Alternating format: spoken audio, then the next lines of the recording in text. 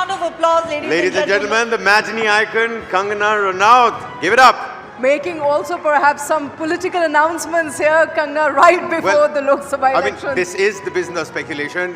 Nobody said anything, in complete black and white, but of course, some hints that are certainly dropped over there, ladies and gentlemen. Absolutely. And as we move on we shall. Yep. Ladies and gentlemen, esteemed guests, distinguished panelists, as we gather here today, we are talking about India's next big leap. We are confronted with a myriad of perspectives on India's economic landscape. Now, India has maintained its status as the fastest growing major economy, and the stakes have never been higher. That's absolutely right. With global inflation, the higher for a longer commentary from the US Fed, expectations of a soft landing, if not a hard recession in the US, and the growing distrust on China. India has never been better poised. The world today is indeed betting on India, ladies and gentlemen. Take a look.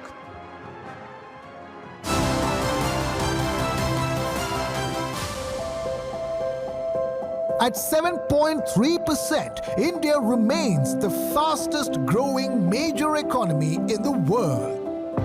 At $4 trillion, India's stock market is now bigger than Hong Kong's.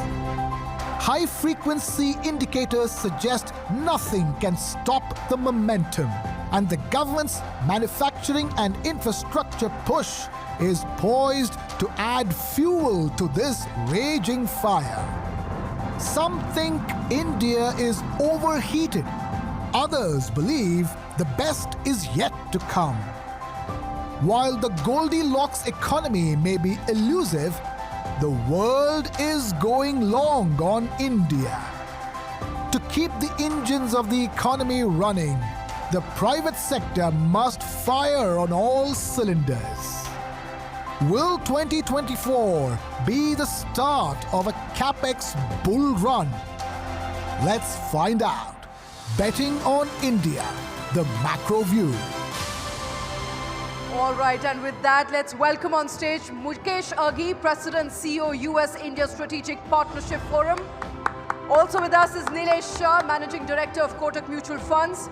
That's right, ladies and gentlemen. Joining us on stage with them is also going to be Jody Mckay, Director of Australia-India Business Council and former opposition leader, Government of Australia. And also joining us shortly is going to be Dr. Sanjiv, Member, Economic Advisory Council to the Prime Minister. And, of course, please put your hands together for Andrew Holland, CEO at Avendus Capital Alternate Strategies. Of course, moderating this quite unique and special session, and you'll understand in just a short bit, is my colleague, News9's Sandeep Unnithan. Please welcome Sandeep on stage. Over to you.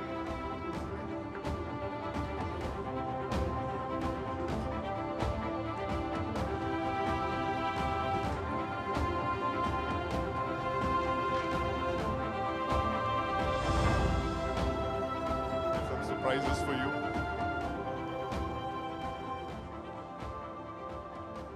Good evening, ladies and gentlemen. As we speak, Russia is pushing deeper into Ukraine.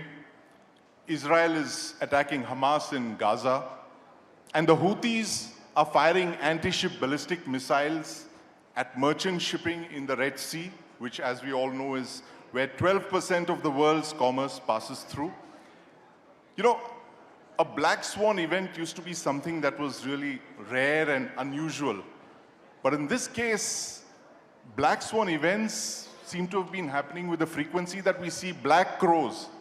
So this is like, we're living in an era of where black swans have become black crows, and that's the world that we are in today. And India, fortunately, is the lighthouse in this sea, this stormy sea that we've faced with. You just heard the AV, the world's fastest growing major economy, beacon of hope for the rest of the world, the developing country that shows the promise of being in the top 3 economies of the world by the end of this decade. And I have with me today a very distinguished panel who's going to be telling us how we're going to get there and how the world sees us. And I want to welcome Mr. Sanjiv Sanyal, who's just running. Welcome, Mr. Sanyal, just in time. But we'll start a little differently. There are these little envelopes that I've put by your side. They've got your names on it. I'd request all of you to open it and see what's inside. This is a return gift, but I'm giving it out a little early. So it's, whoops. Right. Okay. Jody, what do you have there? Something that matches your outfit. I know. It's a red dragon. It's a red dragon, yeah. It's a year of the dragon. Yeah, thanks. It's a year of the dragon. And you know, Jody, I want to talk about where India and Australia were about 26 years back when the Pokhran test happened. Some of the biggest condemnation of the test came from Australia, right? And we were a little shocked here in India. I said, why is Australia criticizing us? You know, what have we got against them? But 26 years later, here we are. It's one of the best, fastest moving relationships. I hear nothing but good words for Australia. But, you know, when I look at the numbers, the India-Australia bilateral is just 20 billion. And we have to talk about the dragon in the room. Your bilateral with China is 200 billion. Why do you bet on the India story? Why do you think that's the next big thing for you in Australia? Yeah, well, firstly, the red dragon is a nice touch, thank you. And as soon as I opened it, I knew you wanted to talk to me about China. I appreciate that. But here I'm talking about India. And I always get asked about the India versus China. And for me, you can't choose India just because China isn't working. You actually have to choose India because India is the best place for your business. Australia let's hear that. India is the best place. Australia has traditionally had a relationship, obviously, with China. You mentioned the figures. Our two-way trade with China is about 250 billion, and with India, it's 26 billion.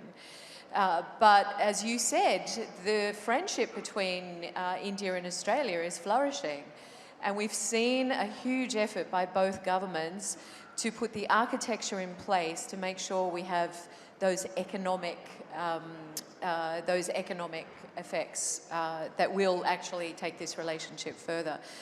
And that relates to primarily the free trade agreement which came into place. So we're the first country, the first Western country in 10 years to engage in a free trade agreement with India, and we are very pleased to be in that. So I think that with the free trade agreement, you are going to see the economic relationship turn around as well. It's not just about cricket. It's not just about Australia being the first country to acknowledge India's independence. I think that the government has made a huge effort in putting the architecture in place to see this relationship go further. I acknowledge that Tony Abbott, the former Prime Minister, is in the room, and I pay tribute to him because Tony Abbott has been so critical in being able to see this relationship go forward.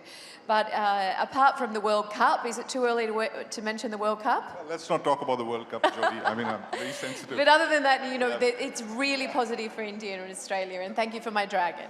Right. But Sanjiv, that was a nice touch there. Betting on India. Sanjiv, you know, last year we inaugurated the new parliament, and one of the best touches there was the Sanyal, right, which the Prime Minister installed there. Now the Cholas had India's biggest maritime empire, and you're a student of history, you're an author. I've read your book, Ocean of Churn. What can the Cholas teach us about trading in the Indo-Pacific? Well, thank you very much for having me here today. And let me say that not just the Cholas. Cholas were actually rather late in our history, only 1000 AD or so. So if you go back over the previous several thousand years, India had enormous maritime activities throughout the Indian Ocean. We are, after all, the only country in the world which has an ocean named after us. Absolutely. And so even 1500 years, 2000 years before the Cholas, we were sailing all over the Indian Ocean. And once you begin to take a maritime view of the world, we begin to see something completely different. So by the way, my gift is a ship. So clearly I've been given a maritime clue. But you see, if you sit here in Delhi and take a landlocked view of the world, then your neighbors are our friendly neighbor to the west and another friendly neighbor to our northeast. Right. But if you take a maritime view of the world, we have very different neighbors.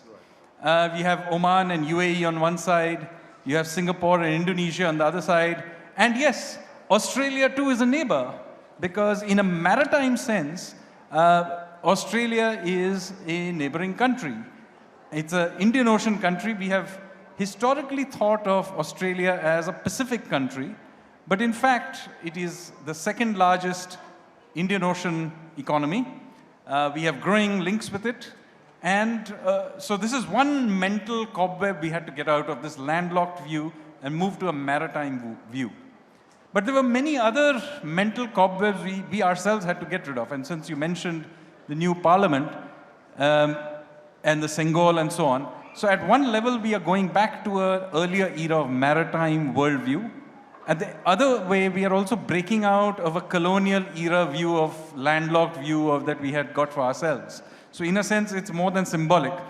So since we were discussing Australia before this, let me say that, we've got to get on with this cricket and Commonwealth view of Australia or New Zealand and many of the other countries in the world. We have other interesting things to do. There's trade, there's artificial intelligence, there's finance, there is a new and growing Indian community in Australia. And, there are many other things from the Quad to, other kinds of things that we can trade and collaborate on. Absolutely, a different view of India when you look at the oceans away from landlocked New Delhi. But Mukesh, you have a red cap. I wonder what that means. Do you want to talk about where the Indo-US relationship will go? What is the trajectory? This book by Dennis Cook's, Estranged Democracies. For the longest time, one of the most bizarre aspects of this was the fact that India and US, the largest democracies, were on opposite sides in opposite camps. And today we are strategic partners, right? The bilateral trade is over $200 billion. Do you think that this trajectory is going to be altered by the Donald Trump presidency if it comes in because of the unpredictability it brings in, or is there a consensus in the establishment in the US? Well, you have to understand, India is a rising power, and one day it's going to be a great power. So that's a given. And when you look at the US-India relationship, it's geopolitically aligned, it's economically aligned, it's from a technology perspective aligned, and also from people to people. We have around 5 million Indian Americans in the US, making roughly 1.5% of the population, but producing 6% of the GDP of the country. When you're looking from a geopolitics perspective, basically US-India sees China as a threat. And from that perspective, both countries are aligned. The Quad, which is taking place in partnership with Japan, Australia, India, and US, is moving in the right direction. You have I2U2 on the western side, basically, where you have Israel, UAE, India, and the United States. And now we have announced the IMAC corridor, which is India, Middle East, and Europe. So to answer your question, I think the interest shifts. And at the moment, India is a star because interests are aligned. 10 years from now, 20 years from now, it may shift. So that's why it's important that India basically on its own becomes self-sufficient. And I think that the two principles which are driving the relationship between India and the US. One is the economic prosperity of India by US is seen is good for America. Because as the purchasing power of people go up, they're going to procure more and more US goods and services. Education, we have 270,000 Indian students contributing over $9 billion. And the second aspect of the relationship is driven by military. US believes that a military strong India is good for regional stability. So that means you basically get off India from Russian platform, make it more make in India itself. And we believe strongly, as time goes by, India will become a very strong net exporter of defense equipment competing on a global basis. So to answer your question, this relationship will flourish. If President Trump comes in, he was there earlier, the relationship was good. We had Obama, Trump, and Biden. So I think regardless of which president comes and goes, the relationship will continue in a positive trajectory. Right, absolutely. I see Dr. Vivek Lal there in the front row. He's heaved a sigh of relief when you said that. He's the head of General Atomics. Just sold us a whole lot of MQ-9 Reapers, one of the largest defense deals, IndoUS defense deals. But Andrew, I want to come to you, and I want you to hold up what you pulled out of that bag there. It says Vietnam. Vietnam.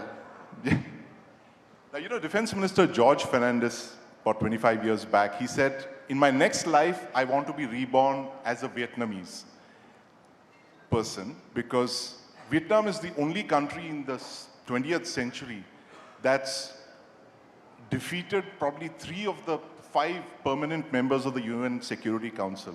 That was the military side of it. And today you're looking at, in 2024, when you're talking of China +1, Vietnam is attracting record FDI inflows. What can Vietnam teach India in 2024? Again, I think, you know, you go China +1, Vietnam, what can they teach India? I don't really think we need to be taught anything, to be honest. You know, in my view, there's been a few things happened over the last month or so, which I think will have boardrooms around the world saying, what is our India strategy? And there's 2 things that I noticed. One, BAT Industries said that they'd monetize a stake in ITC. The share price of BAT went up 11% that single day. Hyundai has said they might list their company in India. That would be something like a $30 billion market cap. That's 50% of their own market cap in Korea. And I can, you know, for BAT, it's 30%. For Hindustan Lever, it's 30% of their overall holding in India, of the total market cap of the global company. So when you come to India, it's not just that the fact that you've got the opportunity of the fantastic growth that we're going to be showing, but if you list, you also get a huge market capitalization, which will help your share price in your home country. So I think this is a new angle, which I think a lot of boardrooms will be talking about. Now imagine if Samsung, Apple, Amazon all list in India, what would that mean? So I think the opportunity for India, in terms of our growth, it's there anyway. But I don't think we should be looking at what Vietnam's doing or what China's doing. We have our own story. We have our own story. In fact, and Jody, the point that Sanjiv mentioned, that we should actually get beyond this Commonwealth game of, Commonwealth view of India and Australia. It's more than just about cricket. When is that free trade agreement coming through, you think? And how hard has Australia worked for it? What was the question? Sorry. The free trade agreement, the India-Australia free trade agreement. The free trade agreement, yes, that's really important actually. That has been fundamentally changed the relationship between Australia and India in an economic sense. So as I mentioned, Australia and India have had a long friendship, and there has been, there is great pride that we have an Indian diaspora.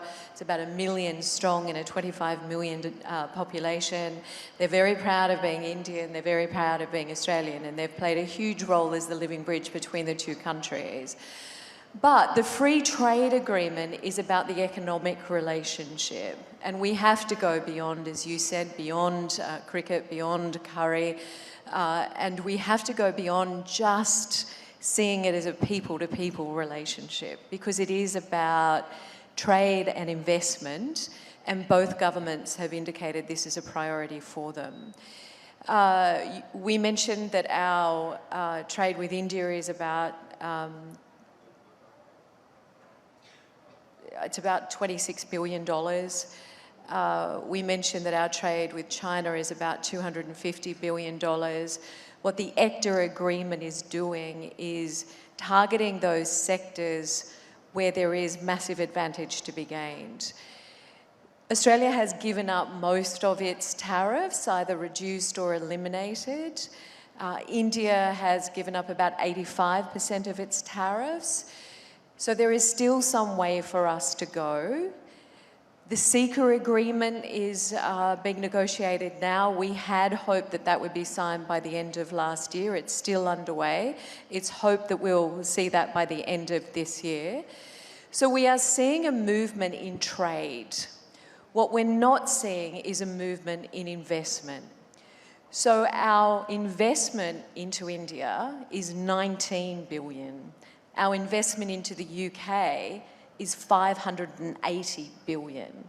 So we've still got this massive gap that the free trade agreement hasn't been able to resolve. And that is an effort that will require both governments and the private sector working hard in CECA, so it is on the table in CECA, working hard in CECA to see it change. But I mentioned the architecture has been a priority for both governments. The CEO forum, which I run, is about bringing in the corporate sector. I'm national chair of the Australia-India Business Council. That's the SMEs in a bilateral chamber. We've set up a Centre for Australia-India Relations. We've got the ECTA agreement. We've got CECA underway. But we've still got a problem with investment, and that requires the private sector. I think government has done its thing now. It's really up to the private sector to step up. It's time for the private sector to kick in. And Nilesh, my apologies, I was to come to you earlier, but with your little gift there, it's your favorite subject. If you could just hold it up. It's red tape. Is that what's holding us back, Nilesh? You know, I was talking to my the plastic merchant in my neighborhood, and he told me that he registered a business in Turkey in 24 hours, and he's importing stuff from there. When can we get to a time when we can start importing, registering businesses in 24 hours? So, undoubtedly, red tape to India is what is on-site betting to Sourav Ganguly. Right. Sourav Ganguly is India's greatest left-hand batsman. 113 tests, 7,212 run, 42 average. But if Sourav Ganguly was as big a Maharaja on onside as he was on the offside, his statistics will be bread benefits, 113 tests, 14,400 runs and 84 average. Let me tell where the red tapeism comes. Supreme Court, based on a PIL, filed for an incident, unfortunate incident which occurred in a dark, unlit parking lot of Delhi, ordered to remove all the sunscreen films which were levied, which were pasted on the car windows. Because the Colonial Motor Vehicle Act did not provide for fixing films on the car windows. These films were helping us save about 10,000 crore rupees a year, as heat was not getting into the car and AC burden was less. It's now 2 decades, and we haven't yet changed the law. And the company which introduced sunscreen films in India is now exporting to 57 other nations, helping save them petrol cost, helping save them environment, and this is preventing them from selling in India. We are Sourav Ganguly, right. But if we start playing on the onside like we are playing on offside, we will be Donald Bradman. Donald Bradman or maybe Virat Kohli for that. That's a great analogy. And I had a bet with Andrew Andrew said that you're going to get in some cricket analogy for sure. But you know, this, Sanjiv, this thing about judicial reforms, the whole thing of cases taking 10 and 15 years to see, resolution in India. How important is that for business to flourish? How for investment to come in? Well, fixing the judiciary. I'm not a cricket fan, so I didn't quite catch the analogy. But I can tell you that discussing the judiciary is definitely one of my favorite activities. I mean, we are in an absurd situation where 50 million cases are stuck in the system, why our higher courts go on summer vacation, Dasera vacation, winter vacation. This is a completely absurd system. So it's quite obvious that we need a modern judiciary which can keep up with our highways and airports and all the other modern infrastructure that we are building, needs to have a judicial infrastructure that is just as good. Unfortunately, what we have is not even British era, but a medieval era judiciary, where you have to send a prayer to their lordship. I mean, you've got to be kidding me that we have to have, the very terminology we use tells you that the whole system is outdated. So we need to really get our act together and upgrade two things. One is our judiciary, and the other thing you mentioned, our administrative system. These are the two big areas of reform that we need to do over the next decade or so. You see, the last 25, 30 years was about stopping the government from doing things it should not do. But the next decade or so should be about getting the government to do the things it should do. And delivery of justice is surely one of the things that the Indian state should be doing. Of course, because of separation of powers, this is not something the legislature or the government can easily do. Ultimately, the judiciary itself will hopefully begin to get its act together. I mean, the government can help from outside, but ultimately the judiciary itself has to, get its act together and do something about it. Judiciary has to get its act together.